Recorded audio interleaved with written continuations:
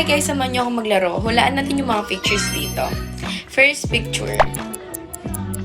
Dali-dali naman. Kabayo, syempre.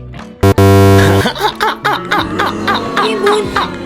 Ba't naging ibon yan? Okay, next.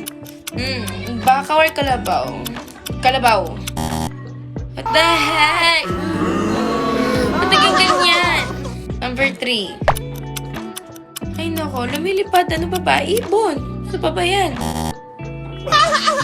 Ba't naging unggoy yan tayo? Ang pangit.